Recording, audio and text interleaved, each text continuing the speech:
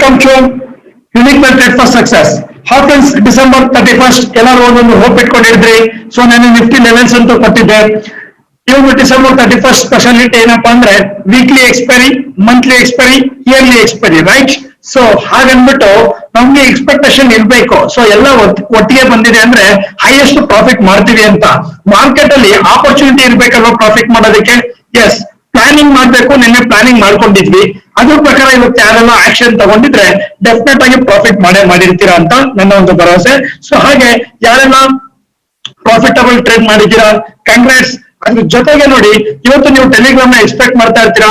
So definitely ನಾನು ನಿನ್ನೆ ಹೇಳಿದ್ದೆ, ಟೆಲಿಗ್ರಾಮ್ಸ್ ಅಲ್ಲಿ ಇನ್ನ ನಾನು ಕೊಡ್ತಾ ಇಲ್ಲ ಅಂತ. ಬಿಕಾಸ್ ಮಾರ್ಕೆಟ್ ಅಲ್ಲಿ ಇನ್ನ ವ್ಯಾಲ್ಯೂಮ್ಸ್ ಆಡ್ ಆಗಿಲ್ಲ. ಗ್ಲೋಬಲ್ ಮಾರ್ಕೆಟ್ ಇಂಪ್ಯಾಕ್ಟ್ ಆಗಿರೋದ್ರಿಂದ ಅಂತ ಒಂದು ವ್ಯಾಲ್ಯೂಮ್ಸ್ ಇಲ್ಲ. ಬಿಕಾಸ್ ವ್ಯಾಲ್ಯೂಮ್ಸ್ ಇಲ್ಲ ಅಂದ್ರೆ ಟ್ರೇಡ್ ಮಾಡಿರಲ್ವಾ? ಎಸ್, ಡೆಫಿನೆಟ್ ಆಗಿ ನಾವು ಟ್ರೇಡ್ ಮಾಡಿದೀವಿ. ಯಾರು ನಮ್ ಜೊತೆ ಲೈವ್ ಸೆಷನ್ ಅಲ್ಲಿ ಕುತ್ಕೊಂಡಿದ್ರು, ಯಾರ್ಯಾರು ಎಷ್ಟೆಷ್ಟು ಹಣ ಮಾಡಿದ್ರು, ಲೈವ್ ಸೆಷನ್ ಅಲ್ಲಿ ನಾವು ಎಲ್ಲೆಲ್ಲಿ ಟ್ರೇಡ್ ಮಾಡಿದ್ವಿ ಅನ್ನೋದನ್ನ ಇನ್ ಫ್ಯೂ ಮಿನಿಟ್ಸ್ ಅಲ್ಲಿ ನಾನು ತೋರಿಸ್ಕೊಡಕ್ ಹೋಗ್ತಾ ಇದೀನಿ. ಸೊ ಎಸ್ ಫ್ರೆಂಡ್ಸ್, ಹಾಗಾದ್ರೆ ಇದು ನನ್ನ ಲಾಸ್ಟ್ ವಿಡಿಯೋ. ಡಿಸೆಂಬರ್ 31 ಏನ್ ಮಾಡ್ಬೇಕು ಅಂತ ಡಿಸೆಂಬರ್ 30ಗೆ ನಾನು ಆಲ್ರೆಡಿ ವಿಡಿಯೋ ಕೊಟ್ಟಿದ್ದೆ.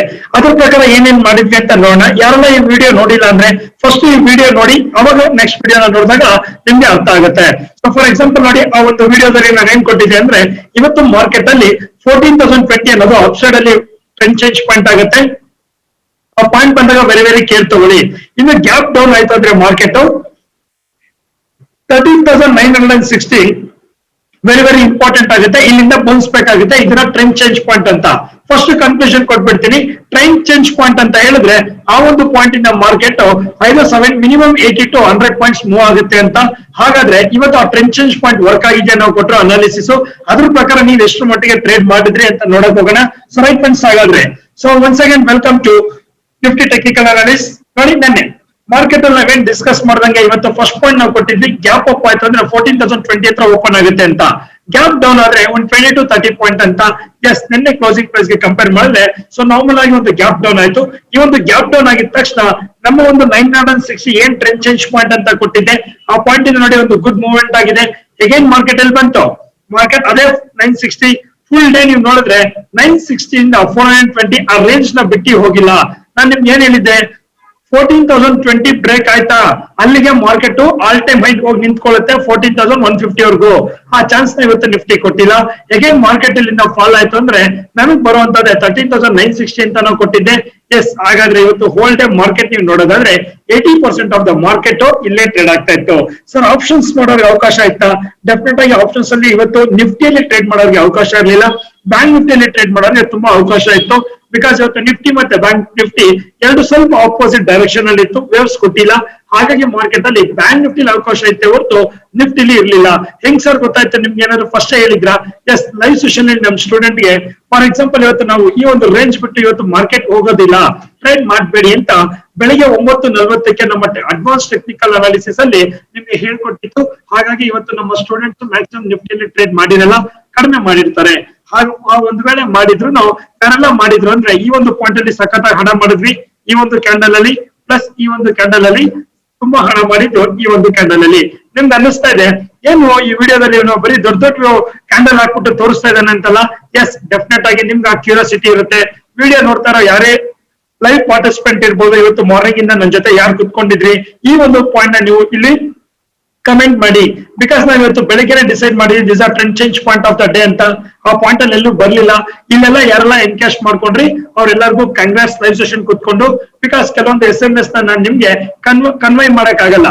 ಟೈಪ್ ಮಾಡಿ, ಬೈ ಮಾಡಿ, ಸೆಲ್ ಮಾಡಿ ಅಂತ ನಾನು ಕನ್ವೈ ಮಾಡಕ್ ಆಗಲ್ಲ. ಸೊ ಹಾಗಾಗಿ ಏನಾಯ್ತು, ಲೈವ್ ಸೆಷನ್ ಅಲ್ಲಿ ಇರೋರು ಬೆನಿಫಿಟ್ ನ ಪಡ್ಕೊಂಡ್ರು. ಯಾರು ಎಷ್ಟೆಷ್ಟು ಹಣ ಮಾಡಿದ್ರು ಅಂತ ನೋಡೋಣ. ಸೊ ಫಸ್ಟ್ ಗೆ ನೋಡೋದಾದ್ರೆ ಒಬ್ರು ನೋಡಿ 4,000 ಮಾಡಿದ್ದಾರೆ. ಒಬ್ರು ಇಲ್ಲಿ ನೋಡಿ, ಇಲ್ಲಿ ಎಷ್ಟು ಕ್ವಾಂಟಿಟಿ ತಗೊಂಡಿದ್ದಾರೆ? 250 ಕ್ವಾಂಟಿಟಿ, ಅರೌಂಡ್ 7 rupees ಅಂದ್ರೆ 1,450 ರೂಪಾಯಿ ಮಾಡಿದ್ದಾರೆ. ಇಲ್ಲೊಬ್ರು 9,000 ರೂಪಾಯಿ ಮಾಡಿದ್ದಾರೆ. ನೋಡಿ, ಕೆಲವೊಬ್ರು ಎಲ್ಲೋ ಒಂದು ಕಡೆ ಲಾಸ್ ಮಾಡ್ಕೊಂಡಿರ್ತಾರೆ.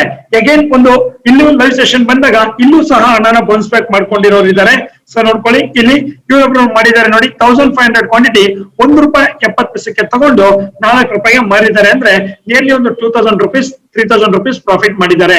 ಇನ್ನು ಪುಟ್ಟಲ್ಲೂ ಮಾಡಿದ್ದಾರೆ ನೋಡಿ 13 ರೂಪಾಯಿಗೆ ತಗೊಂಡು 19 ರೂಪಾಯಿ ಅಂದ್ರೆ 900 ಕ್ವಾಂಟಿಟಿ ಅಂದ್ರೆ ಅರೌಂಡ್ ಇಲ್ಲೊಂದು 7,000 rupees.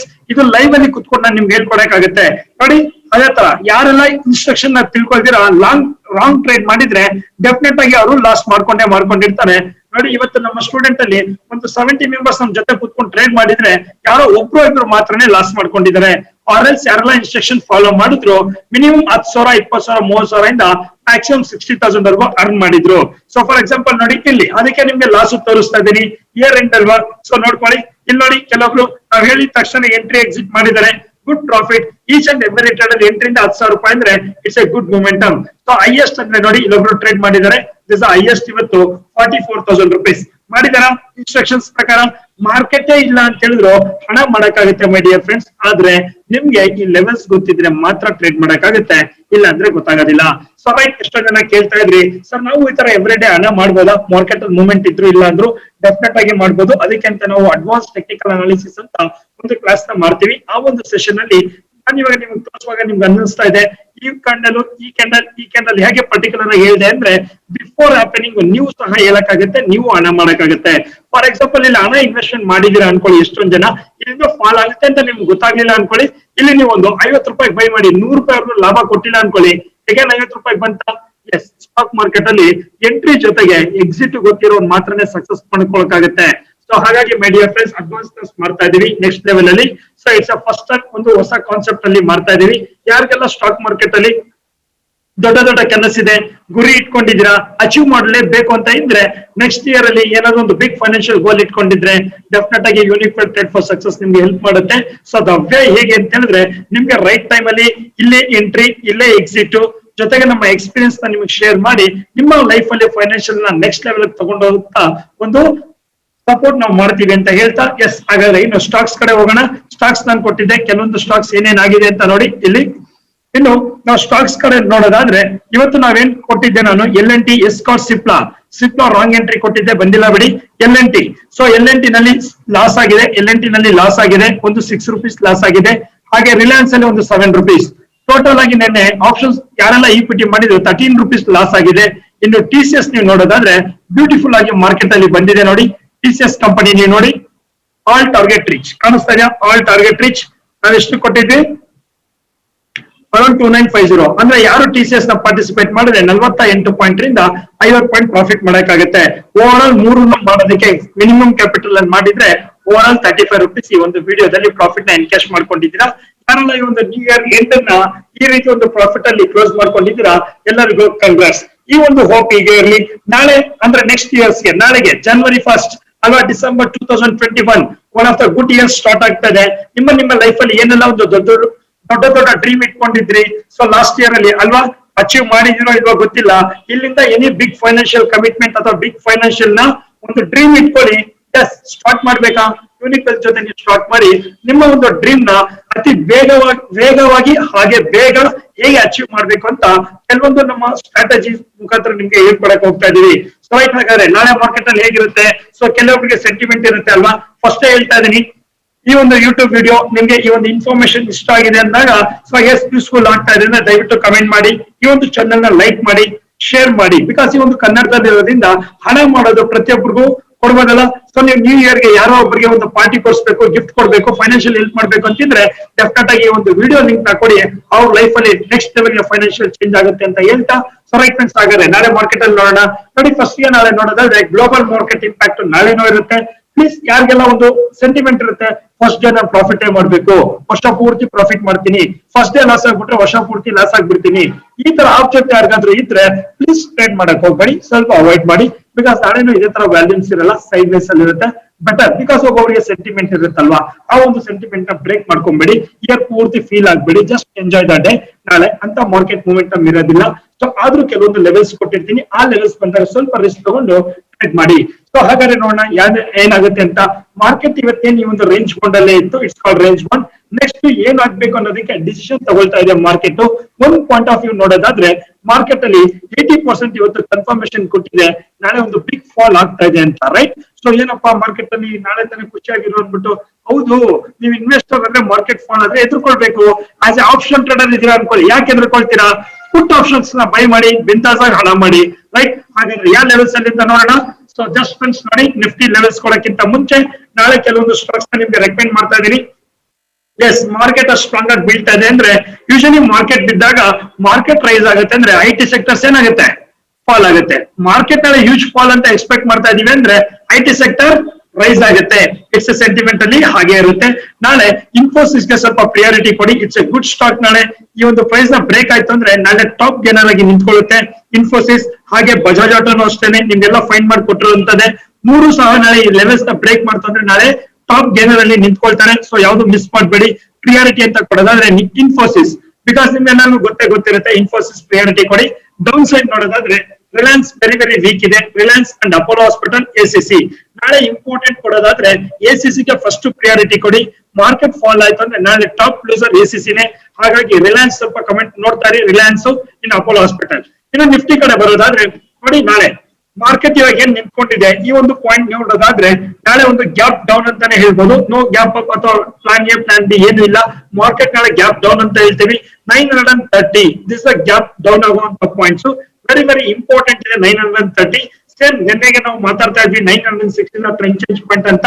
ಹಾಗೆ ನಾಳೆಗೆ 930 ಇಸ್ ವೆರಿ ಇಂಪಾರ್ಟೆಂಟ್. ಆ ಪಾಯಿಂಟ್ ಬಂದು ಮಾರ್ಕೆಟ್ ಟಚ್ ಆಗಿ ಬೌನ್ಸ್ ಆಗಿಲ್ಲ ಅಂದ್ರೆ ನಾಳೆ ಕಂಪ್ಲೀಟ್ ಅಲ್ಲಿ ಮಾರ್ಕೆಟ್ ನ ಕ್ರಾಶ್ ನೋಡಬಹುದು.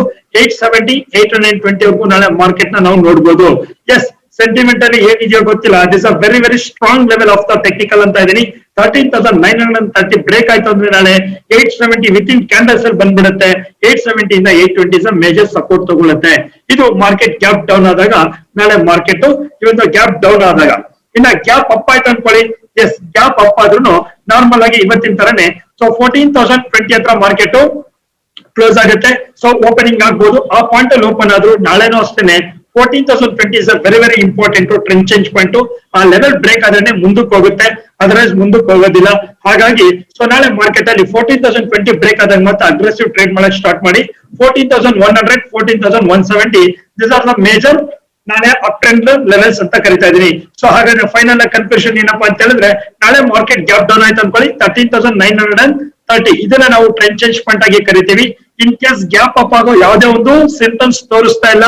ಇನ್ ಕೇಸ್ ಗ್ಯಾಪ್ ಅಪ್ ಆದ್ರೂ 14,020 ಅನ್ನೋದನ್ನ ನಾವು ಟ್ರೆಂಡ್ ಚೇಂಜ್ ಪಾಯಿಂಟ್ ಆಗಿ ಡಿಸ್ಕಸ್ ಮಾಡ್ತಾ ಇದ್ವಿ. ಸೊ ಎಸ್ ಫ್ರೆಂಡ್ಸ್, ನಾಳೆ ನ್ಯೂ ಇಯರ್ ಇರುತ್ತೆ. ಆಲ್ರೆಡಿ ಹೇಳಿದೀನಿ. ಯಾರೆಲ್ಲ ಸೆಂಟಿಮೆಂಟ್ ಅಲ್ಲಿ ಟ್ರೇಡ್ ಮಾಡ್ತಾ ಇರ್ತೀರಾ ಸ್ವಲ್ಪ ಮಾರ್ಕೆಟ್ ಇಂದ ದೂರ ಆಡಿ, ಜಸ್ಟ್ ಎಂಜಾಯ್ ಮಾಡಿ. ನಾಳೆ ಫ್ರೈಡೆ ಇದೆ, ಸ್ಯಾಟರ್ಡೆ ಸಂಡೇ ಎಂಜಾಯ್ ಮಾಡಿ. ಮಂಡೇ ಇಂದ ಫ್ರೆಶ್ ಮೂಡ್ ಇಂದ ಹೊಸ ಟ್ರೇಡಿಂಗ್ ಜರ್ನಿನ ಸ್ಟಾರ್ಟ್ ಮಾಡಿ. ಸೊ ಈ ವರ್ಷ ಎಲ್ಲರೂ ಟ್ರೇಡ್ ಮಾಡ್ಬೇಕು ಅಂತ ಅನ್ಕೊಂಡಿದ್ರಿ. ಕೆಲವೊಬ್ರು ಕೊರೋನಾ ಅದು ಇದೆಲ್ಲ ನೋಡಿ ಸೊ ಎಕ್ಸಾಕ್ಟ್ ಆಗಿ ಟ್ರೇಡ್ ಬಂದಿದ್ರಿ. ಕೆಲವೊಬ್ರು ಪ್ರಾಫಿಟ್ ಮಾಡಿದ್ದೀರಾ, ಕೆಲವೊಬ್ರು ಲಾಸ್ ಮಾಡ್ಕೊಂಡಿದ್ದೀರಾ. ಈ ಒಂದು 2021 ಆದ್ರೂ ನಿಮ್ಮ ಲೈಫ್ ಅಲ್ಲಿ ಮಾಡೋ ಪ್ರತಿಯೊಂದು ಟ್ರೇಡ್ ಅಲ್ಲೂ ಟೆಕ್ನಿಕ್ ತಿಳ್ಕೊಂಡು ಮಾಡಿ ಎಲ್ಲ ಒಂದು ಟ್ರೇಡ್ ಪ್ರಾಫಿಟಬಲ್ ಆಗ್ಲಿ ಅಂತ ಸೊ ದೇವ್ರನ್ನ ಕೇಳ್ಕೊಳ್ತಾ. ಸೊ ನಾಳೆ ನಿಮ್ಮ ಮುಂದೆ ಮತ್ತೊಂದು ವಿಡಿಯೋ ಜೊತೆ ಮೀಟ್ ಮಾಡ್ತೀನಿ ಅಂತ ಹೇಳ್ತಾ, one second thank you so much.